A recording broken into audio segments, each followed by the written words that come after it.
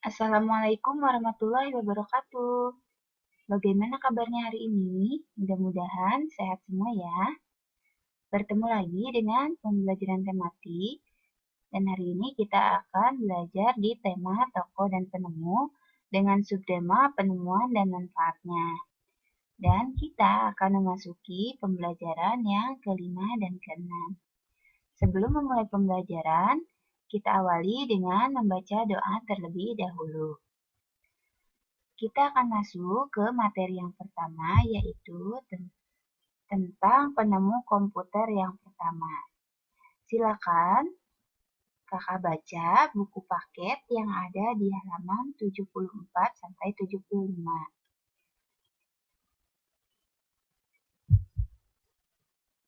Dari bacaan tadi, kita ketahui bahwa salah satu perangkat yang banyak digunakan saat ini adalah komputer. Tentu kakak sudah pernah melihatnya ya.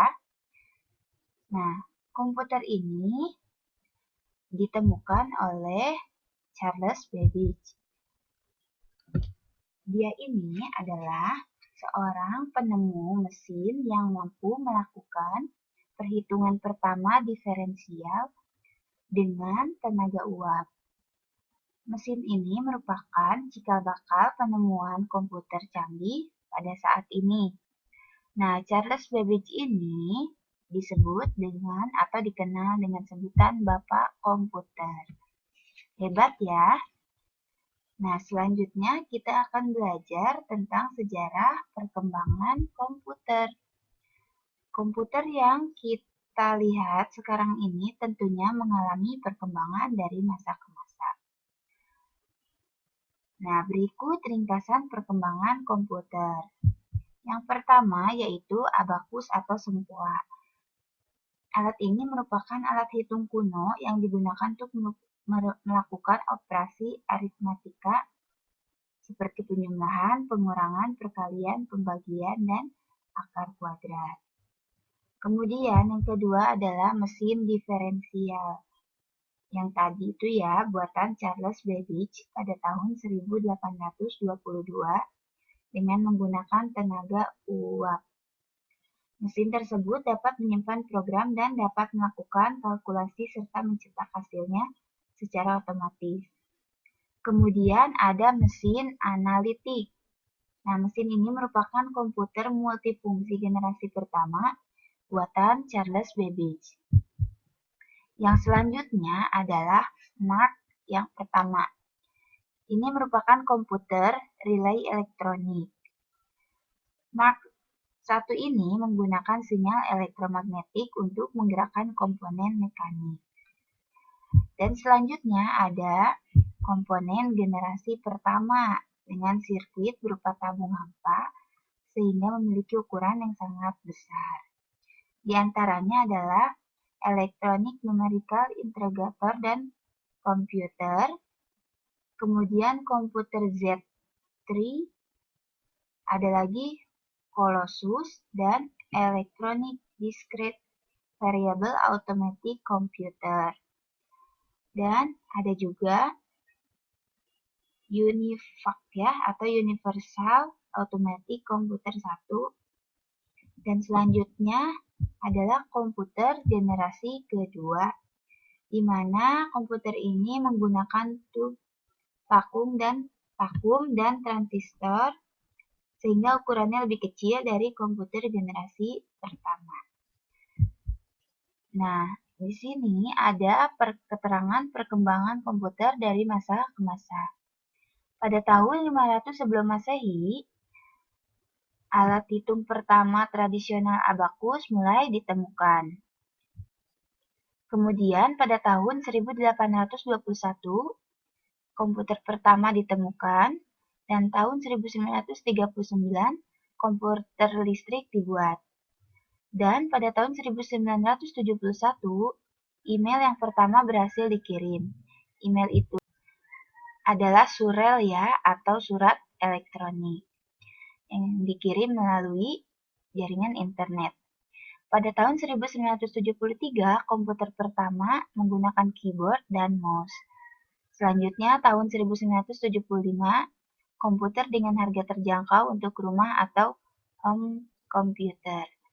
Pada tahun 1983, internet jaringan global diciptakan, dan hingga akhirnya pada tahun 1994, dimulainya penggunaan internet oleh masyarakat.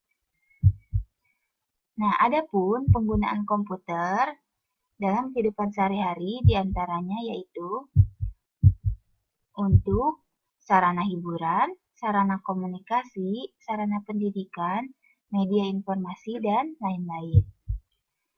Nah, tentunya ada pengaruh komputer untuk kehidupan masyarakat, diantaranya memudahkan berinteraksi, mendapatkan dan menyampaikan informasi dengan cepat dan mudah, pekerjaan menjadi lebih cepat, serta dapat melatih keterampilan dan lain-lain. Selanjutnya, komputer ini mempunyai dampak bagi kehidupan manusia, ya. Tentunya ada dampak positif dan negatif.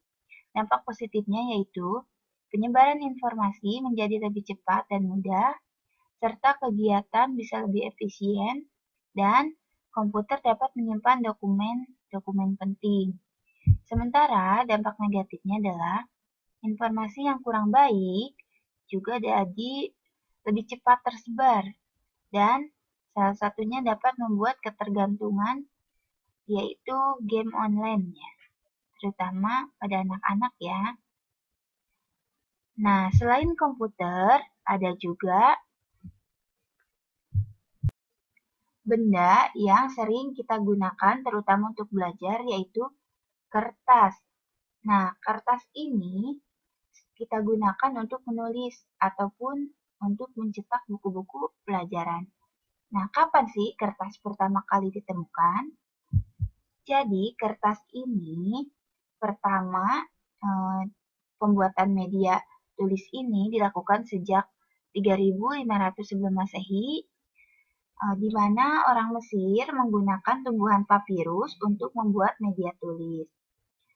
Nah, kertas yang kita gunakan saat ini merupakan hasil penemuan Cailun. Cailun ini hidup pada masa dinasti Tang di Cina. Nah, Cailun mulai membuat kertas pada tahun 105 Masehi. Sebelum kertas ditemukan, orang Cina menggunakan perkamen sutra atau bambu untuk menulis. Namun, keduanya berat dan tidak praktis untuk digunakan. Cailun menggunakan empulur pohon murbei dan serat bambu untuk membuat kertas. Selama berabad-abad, pengetahuan cara pembuatan kertas hanya diketahui oleh orang Cina.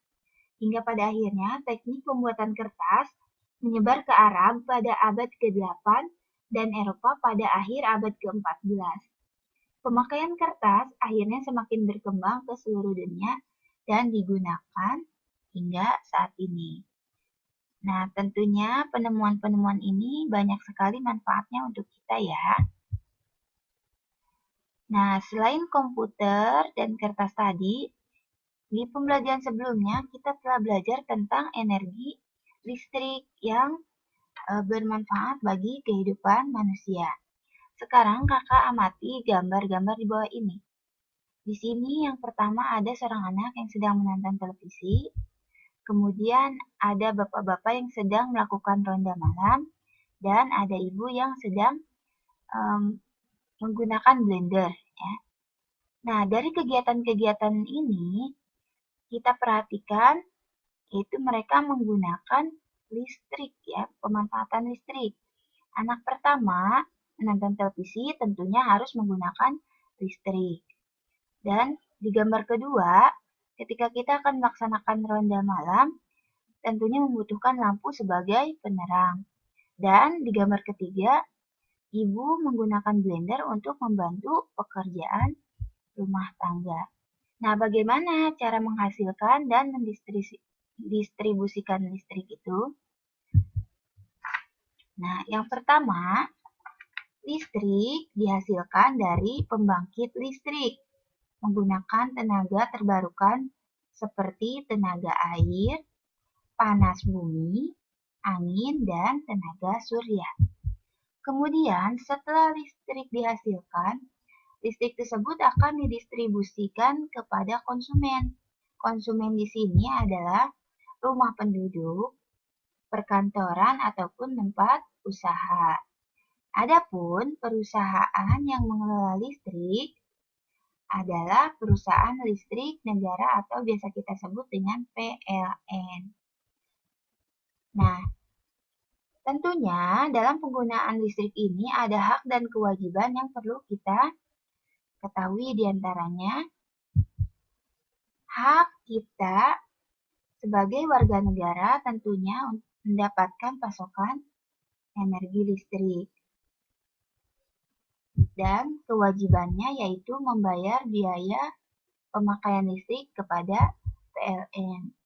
Di sini, PLN bertanggung jawab untuk mendistribusikan listrik ke seluruh wilayah Indonesia.